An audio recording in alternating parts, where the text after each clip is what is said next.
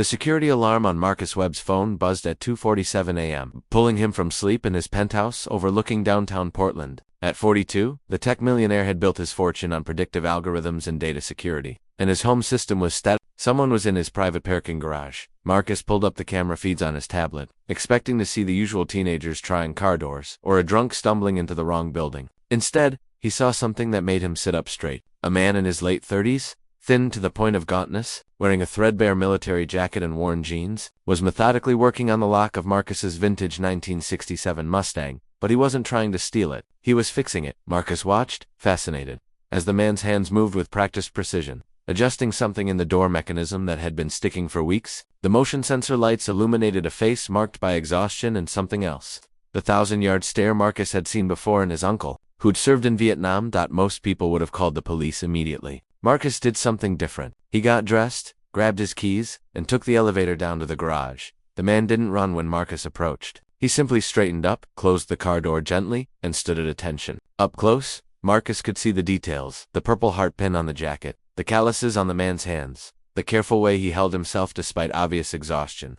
"Sir," the man said quietly, "I apologize. I saw your door lock was damaged. Habit, I used to be a mechanic. Motor pool, 3rd Infantry Division. I shouldn't have touched your vehicle without permission."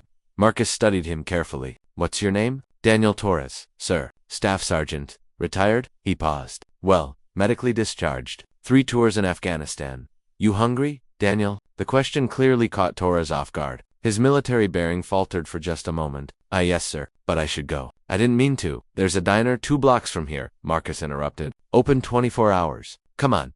They sat in a booth at the back of the half-empty diner, and Marcus ordered coffee and food for both of them. Torres ate slowly, methodically, like someone who'd learned not to waste anything. Between bites, the story came out. Daniel Torres had enlisted at 19, became one of the best mechanics in his unit, earned commendations for keeping vehicles running under impossible conditions. Then came the IED that killed 2 of his team members and left him with traumatic brain injury and PTSD. The discharge, the struggle to find work, the spiral that left him living in his car until that got repossessed 3 months ago. "The VA keeps saying my paperwork is processing," Daniel said quietly, staring at his coffee. "Benefits delayed. I had interviews, but the TBI makes me shake sometimes. Lose focus. Employers see it," and he shrugged. "I'm not making excuses. I know how it looks. Homeless vet, messing with someone's car in the middle of the night." "How did you know my door lock was broken?" Marcus asked. "I've been sleeping in that garage for 4 nights, Daniel admitted. "Warm, quiet, security cameras everywhere so nobody bothers you. I stay out of sight during the day. Tonight I saw you struggling with that door yesterday morning from where I was hidden. The lock cylinder is misaligned. Takes about 10 minutes to fix properly. I thought." He stopped, looking embarrassed. "I thought maybe if I fixed small things around the building, made myself useful, maybe the building manager wouldn't kick me out if they found me."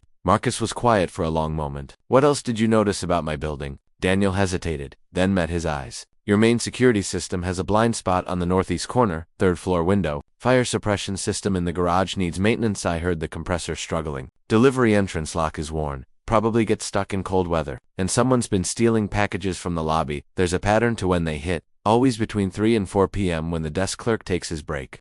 Marcus felt something click in his mind. "You see all that in 4 days. 13 years in the military teaches you to assess your environment, Sir Habit." The next morning, Marcus made a phone call to his head of security. "I need you to run a background check. Full military service record, command evaluations, everything." He gave Daniel's information. The report came back within hours. Staff Sergeant Daniel Torres hadn't just been a good mechanic, he'd been exceptional. Commendations from 3 different commanding officers. Expert marksman, advanced certifications in vehicle maintenance, field repairs, and logistics. His discharge papers showed the TBI and PTSD clearly, but also noted his technical skills remained sharp despite the injuries. Marcus also made another call to his lawyer, who had connections at the VA. "I need someone's benefits application expedited, whatever it takes." That evening, Marcus found Daniel in the garage again, this time carefully cleaning up some oil spots near the maintenance entrance. The man had found a mop somewhere and was working methodically, treating the task like a mission.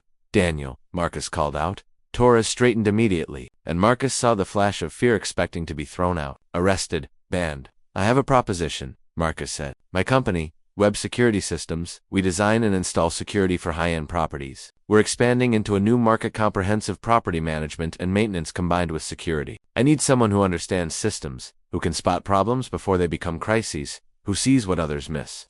Daniel stared at him. "Sir, I appreciate the pity, but this isn't pity. Marcus interrupted. This is business. You spotted issues with my building that my paid security team missed. You identified patterns, assessed vulnerabilities, and your instinct was to fix problems, not exploit them. That's exactly what I need. He paused. The job starts at $65,000 a year, full benefits, including the kind of health coverage that will get you the TBI treatment you need. Company vehicle, and for the first 3 months, while you get back on your feet, housing is included. Why? Daniel's voice was rough. You don't know me. I was trespassing in your building. Marcus thought about how to answer that. 5 years ago, I almost lost everything. Bad business partner, worst divorce, company nearly collapsed. I was 3 months from bankrupt. A venture capitalist took a chance on me when nobody else would. Not because of my balance sheet, but because he saw something in how I approached problems. He told me, when you're back on top, remember that talent shows up in unexpected places. Marcus met Daniel's eyes. You showed up in my garage at 3 a.m., fixing something you had no obligation to fix. That tells me everything I need to know about your character. Daniel's hands shook slightly as he gripped the mop handle. The TBI. Sometimes I lose words midst. The PTSD means loud noises can trigger me. I'm not the soldier I used to be. I'm not hiring a soldier, Marcus said. I'm hiring a professional who understands systems, security, and maintenance. Someone who sees the details. Your military experience is valuable, but it's your mind. I need the way you assess situations, spot problems, find solutions. The TBI and PTSD are challenges you're managing, not definitions of who you are. The next morning, Marcus's lawyer called. I pulled some strings at the VA. Torres's paperwork was buried in a backlog, but it's moving now. He should see his first benefits payment within 2 weeks. Marcus also made arrangements. Company apartment for 3 months, 1 bedroom in a decent neighborhood. Advance on salary. Introduction to a VA therapist who specialized in TBI treatment and had evening appointments. Company truck, with a full set of tools. When he presented all this to Daniel, the veteran's carefully maintained composure finally cracked. I can't. He stopped, struggling with words. Why are you doing this? Because 4 nights ago, you could have stripped parts from my car and sold them, Marcus said quietly. You could have broken into the building, stolen from apartments, caused damage. Instead, you fixed a lock. That choice, in your situation, tells me exactly who you are.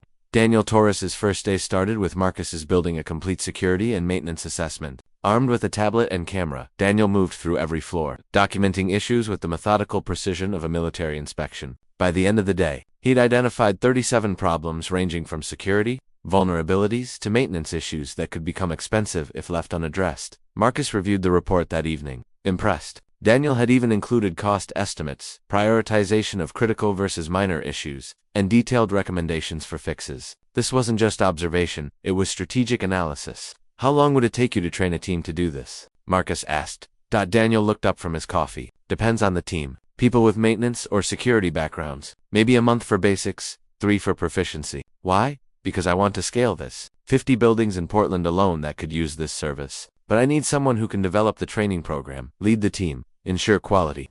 Marcus paused. I'm offering you a different position. Director of Integrated Security and Maintenance, $85,000 to start, plus bonuses based on contracts secured. You build the program, train the team, manage operations. That's a management position, Daniel said carefully. You managed a motor pool in a combat zone, Marcus countered. You coordinated vehicle maintenance for an entire division under enemy fire. This is the same skill set, just a different environment. 3 months passed. Daniel's VA benefits finally came through, back pay included. With treatment for his TBI and regular therapy for PTSD, the shaking decreased and his focus sharpened. He moved into his own apartment, paid off old debts, and started rebuilding his life. But more importantly, he built the program Marcus envisioned. 6-person teams, each trained to assess both security and maintenance issues. Daniel's training manual became the foundation, combining military attention to detail with practical property management. The first 3 clients were impressed enough to sign long-term contracts. Then came the job that changed everything. Marcus secured a meeting with Catherine Morrison, a real estate mogul who owned 200 properties across the Pacific Northwest. She was notoriously difficult, demanding perfection and firing contractors at the first mistake. Marcus brought Daniel to the pitch meeting. Catherine listened to their presentation with obvious skepticism. I've heard this before. Everyone promises comprehensive service. Then I get security guards who don't notice maintenance issues and maintenance crews who miss security problems. Why should I trust you? Daniel spoke up. Because we don't separate them, ma'am. Security isn't just cameras and alarms, it's knowing when a door lock is wearing out before it fails, spotting patterns that indicate theft, understanding that a malfunctioning HVAC system can create blind spots in surveillance coverage. Maintenance isn't just fixing broken things, it's preventing them from breaking in ways that compromise security. You need people who see the whole system, and you can deliver that. I can train teams who think that way. Yes, ma'am. It's how I was trained in the military. Every system affects every other system. Miss one connection, and the whole mission fails. Catherine studied him carefully. You're military. 13 years. 3 tours. Medically discharged for TBI and PTSD. Something shifted in Catherine's expression. My son served Marines. He came back with PTSD. Couldn't hold a job for 2 years. Everyone saw the injury, not the person. She was quiet for a moment. Show me. I'll give you a trial. My downtown property. The Morrison Building. 30 floors, high-end tenants, complex systems. 1-month assessment. If you find what my current contractors missed and your recommendations are solid, we'll discuss a larger contract.